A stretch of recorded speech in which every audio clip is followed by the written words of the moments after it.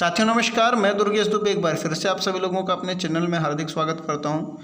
साथियों आज आप सभी लोग एक ऐसे शख्स से सीखने वाले हैं दोस्तों, एक ऐसे सीनियर पर्सन से दोस्तों सीखने वाले हैं जो कि नेक्स्ट मनी के फर्स्ट डायमंड है दोस्तों। और देखा जाए तो बहुत ही कमाल के दोस्तों लीडर हैं और नेटवर्किंग के दोस्तों बादशाह हैं। इस नेक्स्ट मनी के दादा गुरु माने जाते हैं मिस्टर चंद्रशेखर सर।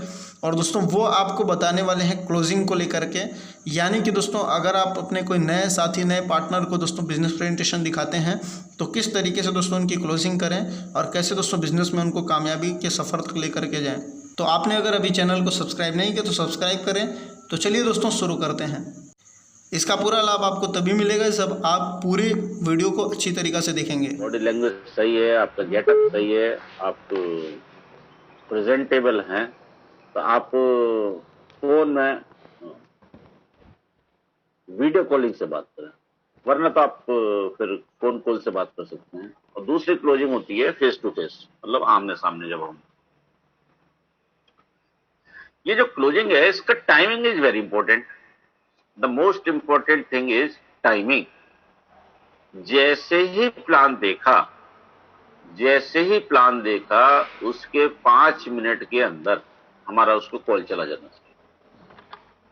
यदि आप ये काम नहीं कर सकते हैं, अगर आप 5 मिनट के अंदर उसको फोन नहीं कर सकते हैं, यदि आप उसको फॉलोअप नहीं कर सकते हैं, तो आपको प्लान दिखाने का राइट ही नहीं है, आपको अधिकार नहीं है। यदि आप इंस्टेंट फॉलोअप नहीं कर सकते हैं, यदि आप किसी व्यक्ति को सिर्फ प्लान दिखाते हैं, फॉलोअप नहीं कर सकते हैं, तो आपको उस व्यक्ति को प्लान दिखाने का अधिकार नहीं, अपराध है। आप उसका लाइफ खराब कर दिया। मतलब अब आपने फॉलोअप किया नहीं, और अब यदि कोई और व्यक्ति प्लान दिखाएगा तो कहेगा हाँ मैंने देखा हुआ है, नहीं मुझे नहीं करना, जबकि हम उसका फॉलोअप नहीं किए, इसलिए वो व्यक्ति ज्वाइन नहीं हुआ। हमें अपनी पूरी कोशिश करनी है, मतलब कोशिश इस अंदाज में करनी है कि हमें ये सोच के चलना है कि हमें इस व्यक्ति को लाना ही। वो आता है या नहीं आता है यह उसके ऊपर है, लेकिन हमें अपनी पूरी ताकत लगानी है।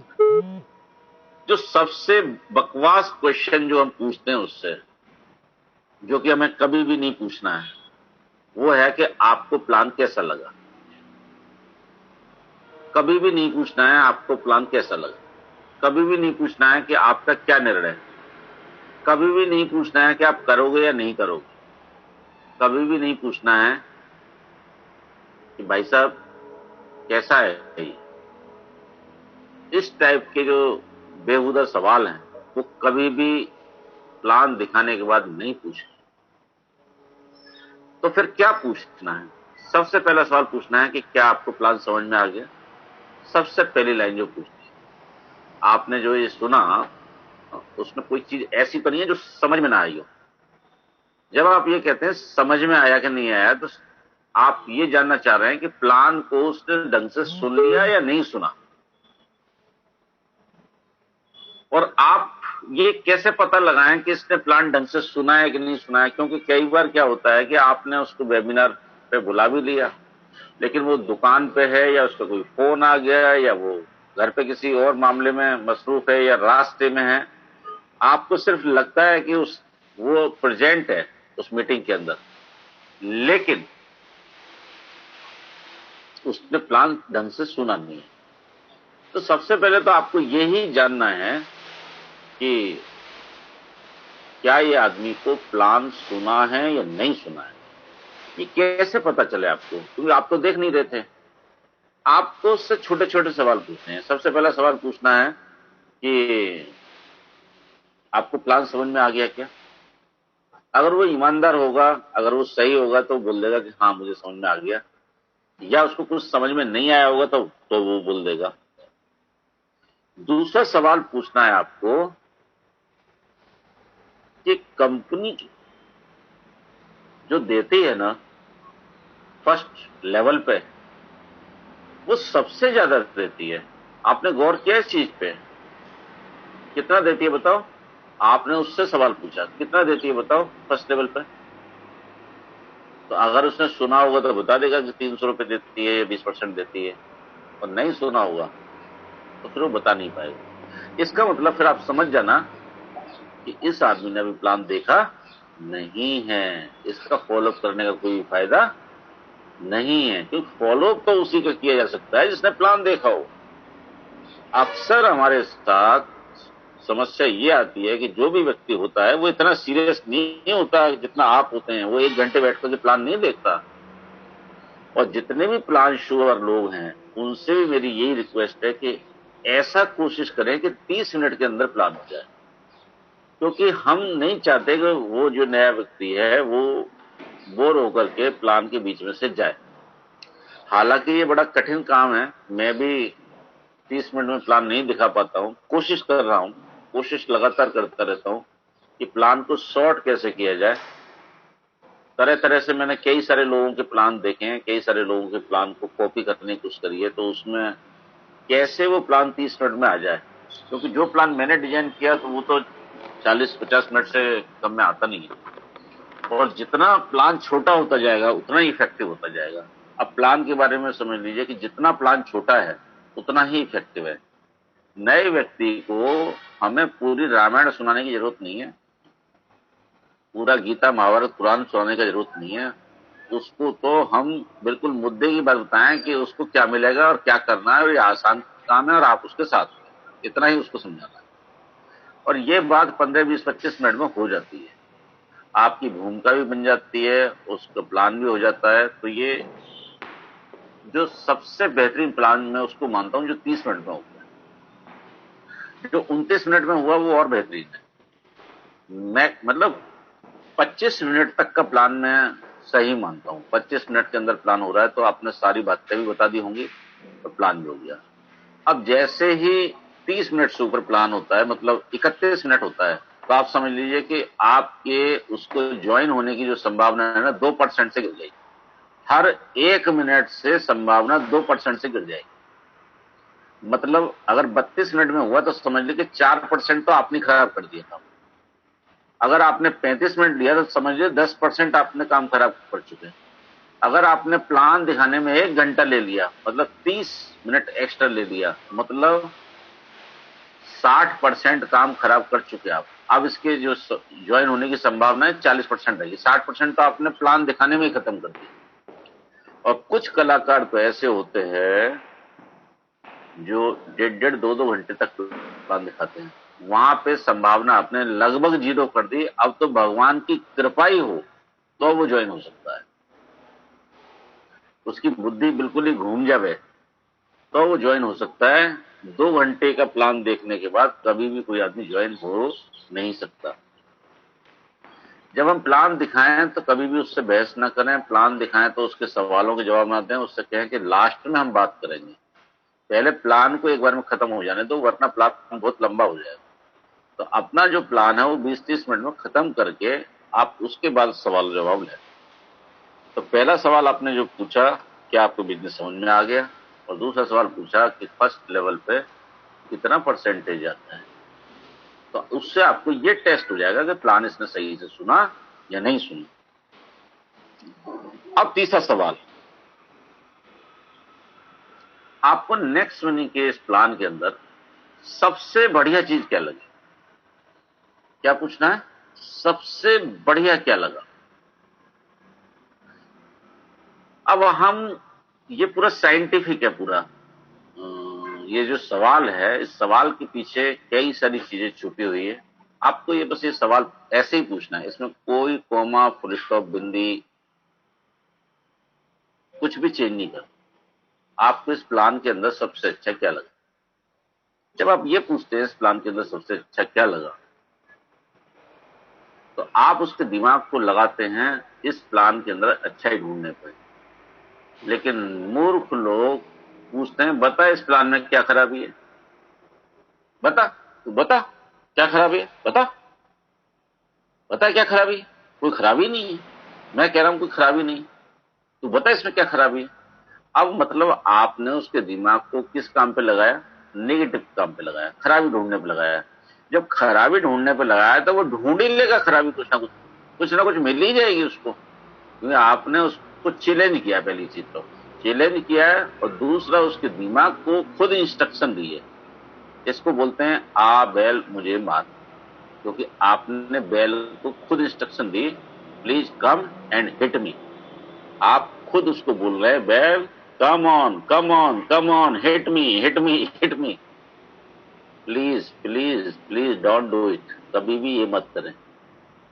आप उसको हमेशा पॉजिटिव सवाल पूछें, उससे पूछें आपको इस प्लान में सबसे अच्छा क्या लगा। जब वो आप उससे ये सवाल पूछते हैं, प्लान में सबसे अच्छा क्या लगा, मान लो उसने कहा कि इसमें इंस्टेंट पैसा आता है, ये बहुत अच्छा लगा मुझे, तो आपको क्या बोलना है? बिल्कुल ठीक कह रहे हैं आप। अब ये लाइन लिख लीजिए आप, बिल्कुल ठीक कह रहे हैं आप, मुझे भी यही लगा था। क्या बोल रहे हैं? मुझे भी यही लगा था, और मुझे इस प्लान के अंदर सबसे खूबसूरत बात ही ये लगी, और इसीलिए मैं इस प्लान को कर रहा हूं। आओ मिलकर के करते हैं, आओ मिलकर के शुरुआत करते हैं। Let us start. अपग्रेड का पोजीशन चालू कर लीजिए कि अपग्रेड कैसे करते हैं। अब जब वो आप अपग्रेड का पोजीशन की बात करेंगे तो वो कहेगा थोड़ा रुक रुक रुक रुक, तो आप रुक जाइए। या वो कहता है कि मुझे इसके अंदर जो 178 करोड़ है ये बना जमा, तो आप क्या बोलेंगे? बिल्कुल ठीक कह रहे हैं, मुझे भी यही जमा था, आओ मिलकर के स्टार्ट। मतलब वो जो कुछ भी कहे तुरंत उससे सहमत हो जाना, इसको बोलते हैं सहमत होने की कला। जब आप उससे सहमत हो जाते हैं तो उसको ये भरोसा आता है कि ये जो चीज है ये सिर्फ मेरे दिमाग में नहीं आई, इनके भी दिमाग में आई थी, मैं अकेला ही नहीं हूं, और इनको भी ये चीज अच्छी लगी, इनको भी ये चीज सही लगी। मान लो उसने कहा कि भाई इसके अंदर कोई बेचने का खरीदने का झंझट नहीं है, बिल्कुल ठीक कह रहे हैं आप, मुझे भी यही सबसे अच्छा लगा। थक गए थे बेच बेच के, पहले एक प्रोडक्ट कंपनी में थे, साला सेल्समैन बना के पटक दिया था। अगर उसका दर्द होगा और आप जानते हैं, कभी भी उसका कंपनी को, पुराना कंपनी को गाली मत दे देना। एक ये बहुत बड़ा मूर्ख काम करते हैं कि कई बार अपनी कंपनी को अच्छा बताने के लिए उसकी जो प्रीवियस कंपनी है, उसकी जो पुरानी कंपनी है, उसको उसको हम खराब बताने लगते हैं। अपनी कंपनी को अच्छा बताने के लिए हमें किसी को खराब बताने की जरूरत नहीं है। आप तो अपना बीवी का तारीफ करो, अपने बच्चों का तारीफ करो, दूसरे का बीवी का बुराई मत करो, उसका आपका कोई लेना देना नहीं है।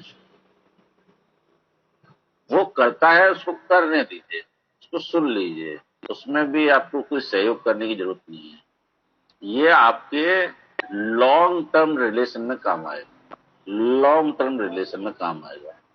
ये business very long term relation का है। जब हम किसी की बुराई करते हैं और उसमें इन्वॉल्व हो जाते हैं, तो आप अपनी ये छाप छोड़ रहे हैं कि आप बुराई करते हैं, तो आज इसकी कर रहे हैं तो कल किसी और की करेंगे। लेकिन यदि आप बुराई से बच रहे हैं, बुराई करने से बच रहे हैं, चाहे वो कोई भी कंपनी है, चाहे उस कंपनी में पहले आपने भी काम किया था, आप भी उसमें काम करते थे, पर किया था ना कुछ समय काम, ठीक है, कोई बात नहीं, किया था तो सही है। आज हम उसमें नहीं कर रहे हैं, आज हमें उसमें वो अच्छाई नहीं लगती है, हमें इस प्लान में अच्छाई लगती है, तो हम इसकी तारीफ करें, किसी और की बुराई ना करें। किसी और की बुराई करने से हम छोटे बनते हैं, हम हमारा कद घटता है, और मैं नहीं चाहता कि मेरे किसी भी डिस्ट्रीब्यूटर का कद उसके डाउनलाइन की निगाह में कम हो। आपका कद आपके डाउनलाइन की निगाह में हमेशा बड़ा ही होना चाहिए, और बड़ा होने के लिए आपको अपना जो नेचर है, आपको अपना जो जो आदतें हैं, उसके अंदर बदलाव लाना पड़ेगा। इसको बोलते हैं फील फेल्ट फाउंड, इस मंत्र को बोलते हैं फील फेल्ट फाउंड, मतलब सहमत होने की कला। मतलब आप समझिए कि जैसे जैसे आप किसी भीड़ को अपने साथ में लाना चाहते हैं, और आपने कहा भीड़ चलो इधर चलो, वो कभी भी नहीं चलेगी। लेकिन आप उनके साथ चल रहे हैं, उनके भले ही पीछे चल रहे हैं, और धीरे धीरे आप क्या करते हैं कि उस भीड़ से थोड़ा सा आगे निकलते हैं, और फिर एक गली में मुड़ जाते हैं, तो वो आपके साथ पीछे मुड़ जाते हैं। मतलब पहले आप उनके साथ चले, थोड़ी देर उनके साथ दौड़े और फिर धीरे से मुड़ गए तो वो भी आपके साथ मुड़ जाते हैं। तो आप पहले थोड़ा देर के लिए उसके साथ चले उस व्यक्ति के, लेकिन आप धीरे से मुड़ गए और फिर उस आदमी को भी मोड़ लिया। इसको बोलते हैं पॉजिटिव नोड। आप उससे ऐसे ऐसे सवाल पूछे जिनका जवाब हमेशा यस आए। मतलब आपके और के बीच में जितनी भी कन्वर्सेशन हो उसमें नो शब्द का प्रयोग वर्जित है। नो ना आए, नेगेटिव ना आए, पॉजिटिव आए। इससे क्या होता है, उसके दिमाग में पॉजिटिव केमिकल का स्राव होने लगता है। दिमाग के अंदर पॉजिटिविटी का स्राव होने लगता है और जब वो एक पॉजिटिव मोड में आता है, पॉजिटिव नोड में आता है, उसकी गर्दन हिलने लगती है, हिलने लगती है, हिलने लगती है। तो जब ज्वाइनिंग की बात आती है तो वहां भी उसकी गर्दन हिलने की संभावना बढ़ जाती है। ये पूरा साइंटिफिकली है। मतलब इसको आप ऐसे मत समझिए कि कुछ मैं आपको लाइन ने बता दी तो बस हो गया वो। ये पूरा साइंटिफिक है पूरा। तो सबसे पहले आपने पूछा सबसे अच्छा क्या लगा, फिर आपने फील फेल्ट फाउंड फॉर्मूला को यूज किया।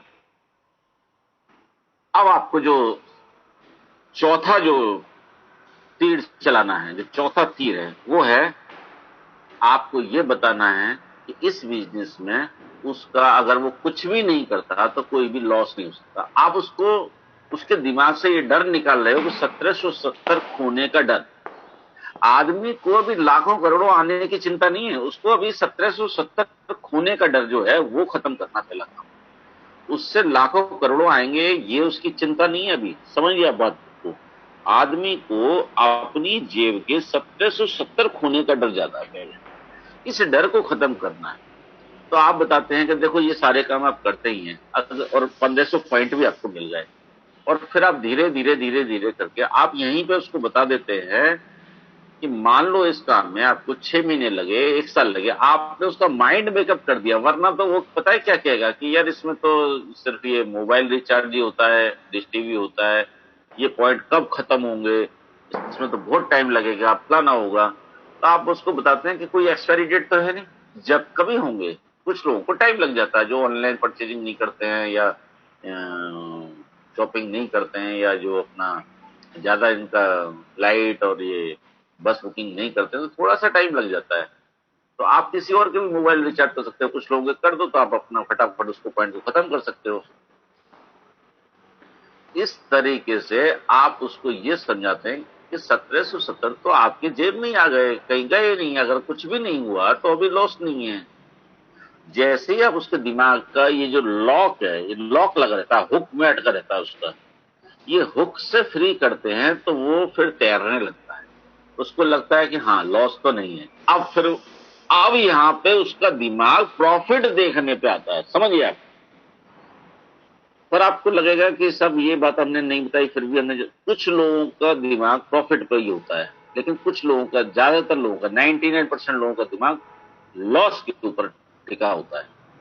हमें ये जो पूरा जो ज्वाइनिंग है, ये ज्वाइनिंग नहीं है, साइकोलॉजिकल वॉर है। इस साइकोलॉजिकल वॉर को उससे जीतना है।